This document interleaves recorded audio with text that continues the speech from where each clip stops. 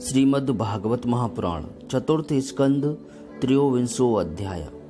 राजा पृथु की तपस्या और परलोक गमन।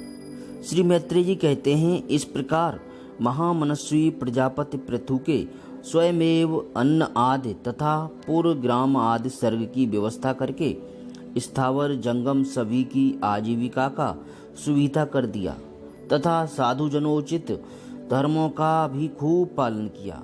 मेरी अवस्था कुछ ढल गई है और जिसके लिए मैंने इस लोक में जन्म लिया था उस प्रजा रक्षण रूप ईश्वर आज्ञा का पालन भी हो चुका है। अतः अब मुझे अंतिम पुरुषार्थ अर्थात मोक्ष के लिए प्रयत्न करना चाहिए।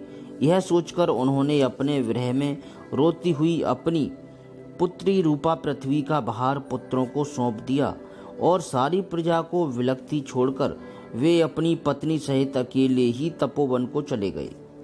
वहां भी वे वानप्रस्थ आश्रम के नियमानुसार उसी प्रकार कठोर तपस्या में लग गए जैसे पहले गृहस्थ आश्रम में अखंड व्रत पूर्वक पृथ्वी को विजय करने में लगे थे। कुछ दिन तो उन्होंने कंद मूल फल खाकर बिताए, कुछ काल सूखे पत्ते खाकर रहे, फिर कुछ पखवाड़ों तक जल पर ही रहे और इसके बाद केवल वायु से ही निर्वाह करने लगे। वीरवर पृथु मुनि वृत्ति से रहते थे। गर्मियों में उन्होंने पंचाग्नियों का सेवन किया। वर्षा ऋतु में खुले मैदान में रहकर अपने शरीर पर जल की धाराएं सहीं और जाड़े में गले तक जल में खड़े रहे।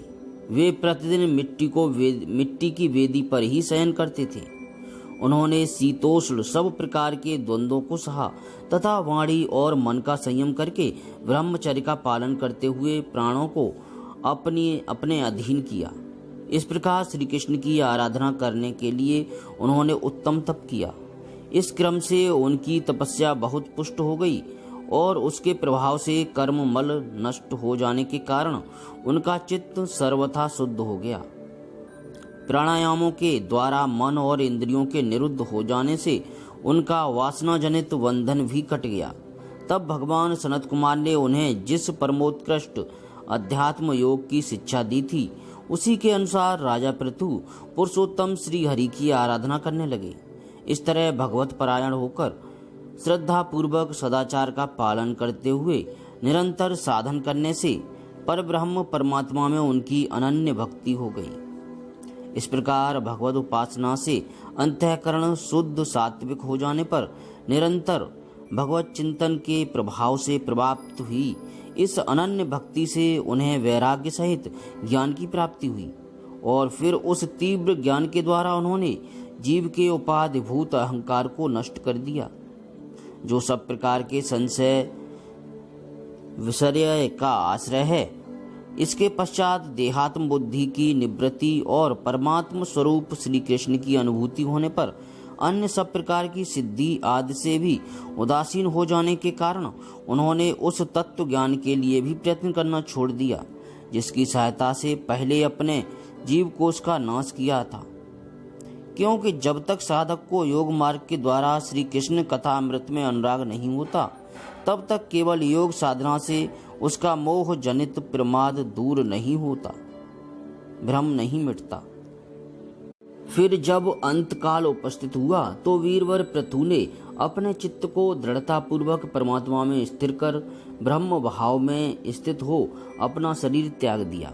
उन्होंने एड़ी से गुदा के द्वार को रोककर प्राण वायु को धीरे धीरे मूलाधार से ऊपर की ओर उठाते हुए उसे क्रमशः नाभि, हृदय, वक्षस्थल, कंठ और मस्तक में स्थित किया।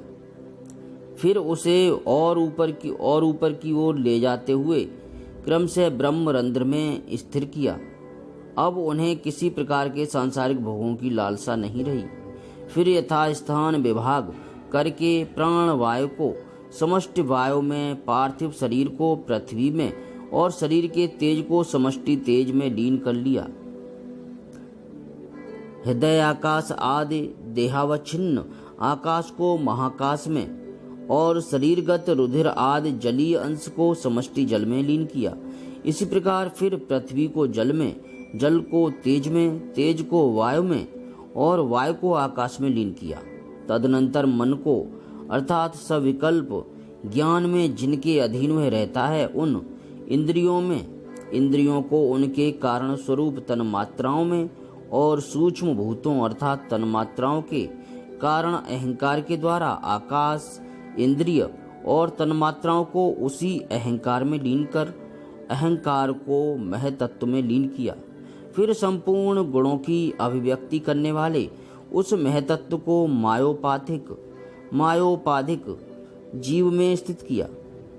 तदनंतर उस माया रूप जीव की उपाधि को भी उन्होंने ज्ञान और वैराग्य के प्रभाव से अपने शुद्ध ब्रह्म स्वरूप में स्थित होकर त्याग दिया। महाराज पृथु की पत्नी महारानी अर्ची भी उनके साथ वन को गई थी। वे बड़ी सुकुमारी थीं, पैरों से भूमि का स्पर्श करने योग्य भी नहीं थी। फिर भी उन्होंने अपने स्वामी के व्रत और नियम आदि का पालन करते हुए उनकी खूब सेवा की और मुनिवृत्ति के अनुसार कंदमूल आदि से निर्वाह किया। इससे यद्यपि वे बहुत दुर्बल हो गई थीं, तो भी प्रियतम के कर स्पर्श से सम्मानित होकर उसी में आनंद मानने के कारण उन्हें किसी प्रकार का कष्ट नहीं होता था। अब पृथ्वी के स्वामी और अपने प्रियतम महाराज पृथु की देह को जीवन के चेतना आदि सभी धर्मों से रहित देख उस सती ने कुछ देर विलाप किया। फिर पर्वत के ऊपर चिता बनाकर उसे उस चिता पर रख दिया। इसके बाद उस समय के सारे कृत्य कर नदी के जल में स्नान किया, अपने परम पराक्रमी पति को जलांजलि दे आकाश स्थित देवताओं की वंदना की तथा 3 बार चिता की परिक्रमा कर पतिदेव के चरणों का ध्यान करती हुई अग्नि में प्रवेश कर गई। परम साध्वी अर्ची को इस प्रकार अपने पति वीरवर पृथु का अनुगमन करते देख सहस्त्रों वरदायिनी देवियों ने अपने अपने पतियों के साथ उनकी स्तुति की। वहां देवताओं के बाजे बजने लगे। उस समय उस मंदराचल के शिखर पर वे देवांगनाएं पुष्पों की वर्षा करती हुई आपस में इस प्रकार कहने लगी। देवियों ने कहा, अहो यह स्त्री धन्य है, इसने अपने पति राजराजेश्वर पृथु की मन वाणी शरीर से ठीक उसी प्रकार सेवा की है जैसे श्री लक्ष्मी जी यज्ञेश्वर भगवान विष्णु की करती हैं। अवश्य ही अपने अचिंत्य कर्म के प्रभाव से यह सती हमें भी लांघकर अपने पति के साथ उच्चतर लोकों को जा रही हैं। इस लोक में कुछ ही दिनों का जीवन होने पर भी जो लोग भगवान के परम धाम परम पद की प्राप्ति करने वाला आत्मज्ञान प्राप्त कर लेते हैं, उनके लिए संसार में कौन पदार्थ दुर्लभ है। अतः जो पुरुष बड़ी कठिनता से भूलोक में मोक्ष का साधन स्वरूप मनुष्य शरीर पाकर भी विषयों में आसक्त रहता है, वह निश्चय ही आत्मघाती है। हाय हाय, वह ठगा गया। श्री मैत्रेय जी कहते हैं, विदुर जी, जिस समय देवांगनाएं इस प्रकार स्तुति कर रही थी, भगवान के जिस परम धाम को आत्मज्ञानियों में श्रेष्ठ भगवत प्राण महाराज पृथु गए, महारानी अर्ची भी उसी पतिलोक को गईं। परम भागवत पृथु जी ऐसे ही प्रभावशाली थे। उनके चरित्र बड़े उदार हैं। मैंने तुम्हारे सामने उनका वर्णन किया।